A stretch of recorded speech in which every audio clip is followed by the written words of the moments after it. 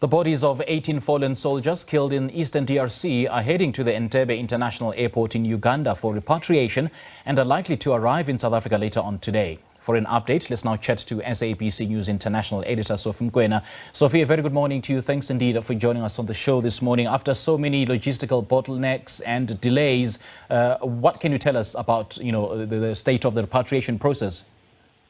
Yes, indeed, we know that the bodies of South Africans, but not only South Africans, that included Malawians and Tanzanians, were transported, not flown, because the airport is not in use, transported from Goma and through the border of DRC and Uganda, and a long drive to Uganda, where they arrived almost early hours of this morning. And now what is important is that they will be taken to one of the site hospital of the United Nations at Entebbe Airport.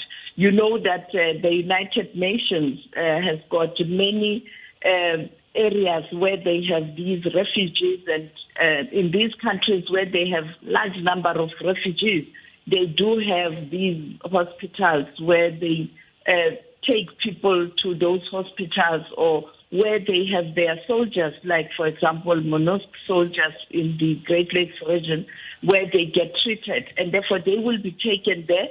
That's where some paperwork will be done. As you know, that repatriating a body, it's not an easy task. And therefore, those health processes and international law in terms of repatriation of bodies, particularly in this case where the United Nations is involved, because it is MONUSC that was given a task to repatriate these bodies.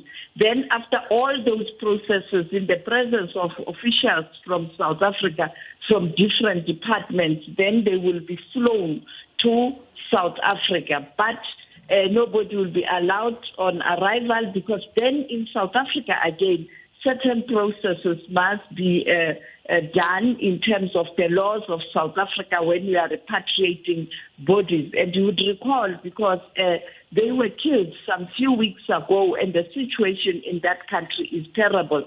There are processes that you have to do in terms of how you treat the remains of those who have passed on in that situation.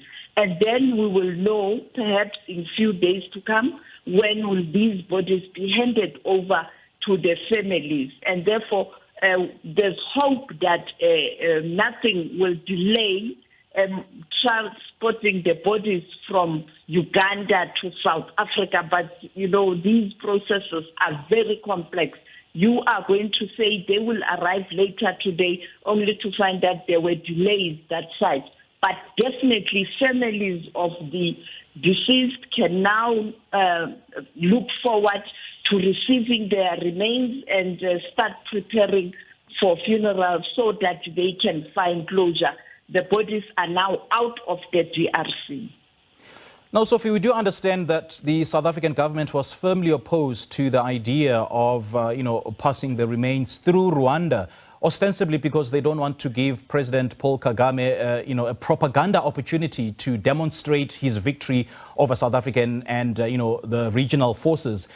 Do we know if that's the reason why, they decided on the route of taking the bodies through Uganda?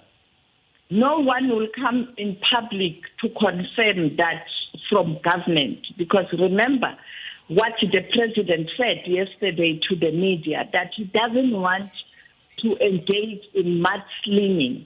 And therefore, much as there was a view that we don't want our bodies to be flown from the Kigali airport, but that didn't stop the bodies going through a border in Rwanda. And that's why you saw those visuals and those pictures and updates by the Rwandan Broadcasting Corporation. And therefore, still you couldn't avoid that Rwanda would carry the story first. That is why SABC also, we made a point that we as a national broadcaster, we are also doing this story because this is a South African story close to home, and South Africans expect us, SABC, to communicate information so that they can make their own informed decisions.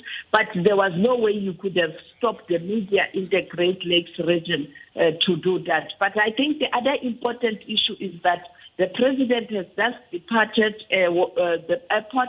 He's traveling to Tanzania in Dar es Salaam, where the issue of the conflict in the DRC is going to be discussed, and we'll get a sense later what will be the decision of the SADC and the East Africa group on this conflict in the DRC. All right, Sophie, great chatting to you. Thank you so much for your update. Sophie Mgwenade is the SABC News International Editor, just giving us an update on the state of the repatriation process of the 14 South African soldiers who will be taken through Uganda and back to South Africa, even though we don't know the exact time of their remains arrival here in South Africa.